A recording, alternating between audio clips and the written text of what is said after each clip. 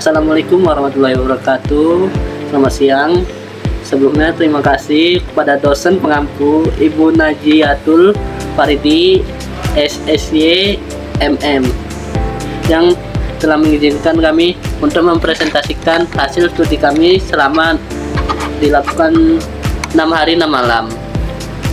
Sebelum masuk materi, izinkan saya memperkenalkan diri.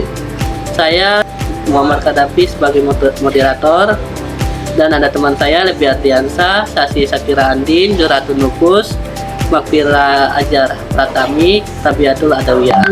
Nama saya Sakira Andin dengan nomor 4 ingin menjelaskan tentang penyebab dan pendorong perubahan. Penyebab perubahan meliputi faktor internal yang berasal dari dalam masyarakat seperti dinamika penduduk dan konflik sosial, serta faktor eksternal yang berasal dari luar, contohnya bencana alam, pengaruh budaya asing, dan globalisasi. Tren global dan teknologi juga menjadi pendorong utama perubahan. Dengan kemajuan teknologi informasi, mempercepat pertukaran ide dan budaya secara global, yang pada akhirnya mengubah cara masyarakat berinteraksi, bekerja, dan mengakses informasi. Di sini saya ingin menjelaskan mengapa perubahan itu penting. Definisi perubahan: pergeseran dari keadaan saat ini ke keadaan yang baru, baik dalam skala mikro maupun makro. Perubahan bisa bersifat bertahap atau revolusioner. Yang kedua, relevansi kontemporer. Di era yang serba cepat ini, perubahan bukan lagi pilihan, melainkan sebuah keharusan. Adaptasi adalah kunci kelangsungan hidup dan pertumbuhan. Yang ketiga ada mendorong inovasi. Perubahan memaksa kita untuk berpikir kreatif, mengembangkan solusi baru, dan terus-menerus meningkatkan diri. Tanpa perubahan tidak ada kemajuan. Baik, di sini saya akan menjelaskan faktor-faktor apa saja yang mendorong sebuah perubahan. Nah, di sini yang pertama saya akan menjelaskan faktor internal, di mana faktor internal ini adalah salah satu faktor yang berada di dalam suatu organisasi. Nah, yang pertama itu ada faktor budaya organisasi, di mana kalau budaya organisasi kita itu kaku, maka perubahan itu akan sulit kita terima. Tapi kalau budaya kita terbuka, seperti kita memberikan pendapat kepada orang lain, maka kita akan lebih cepat beradaptasi dengan sebuah perubahan. Nah, yang kedua ada kepemimpinan, di mana kepemimpinan ini adalah salah satu faktor yang ada di dalam organisasi. Sebagai seorang pemimpin tentunya harus bijaksana dalam mengambil sebuah keputusan, di mana sebuah keputusan itu akan menjadi langkah awal dalam menuju perubahan menjadi yang lebih baik. Kemudian yang ketiga itu ada struktur dan juga proses.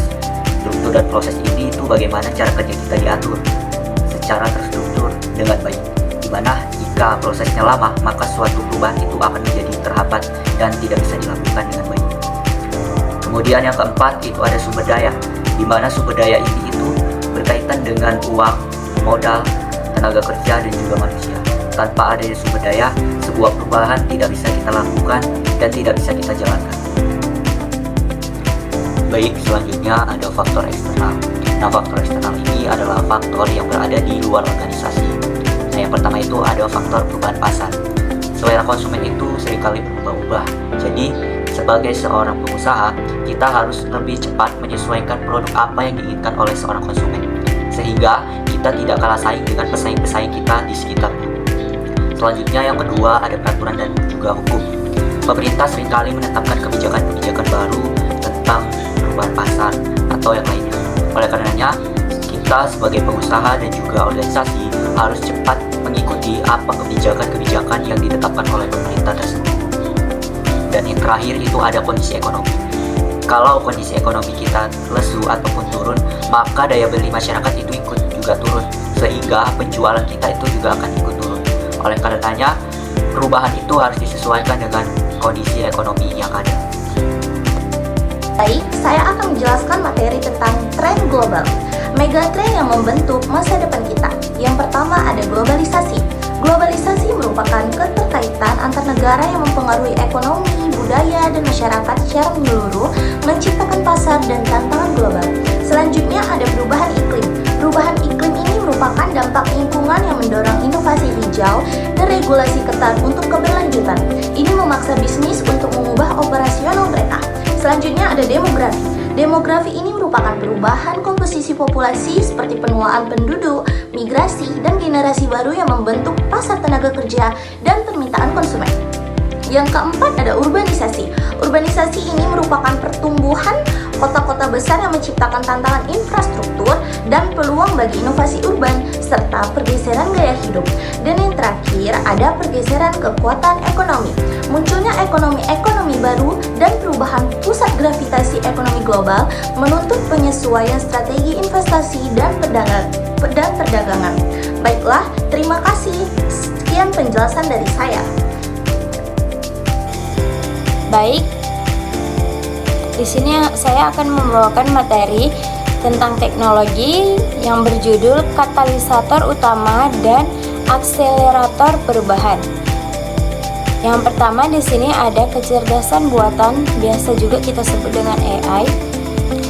Biasanya mengotomatiskan proses menganalisis data dan menciptakan pengalaman dipersonalisasi. AI mengubah cara kita bekerja dan berinteraksi.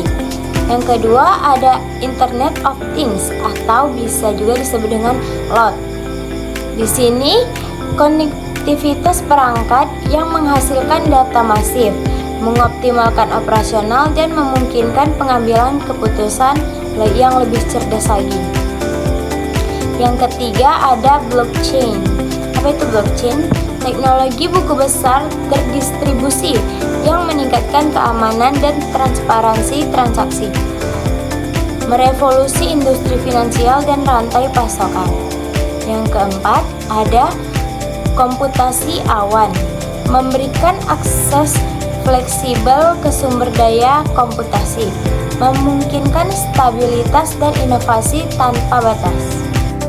Di sini saya akan menjelaskan tantangan apa saja dan peluang apa saja pada penyebab dan pendorong perubahan.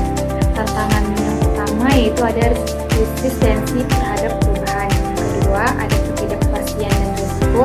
Yang ketiga ada kebutuhan akan investasi yang besar. Dan yang keempat ada dampak pada moral karyawan. Sedangkan peluang yang didapat yaitu ada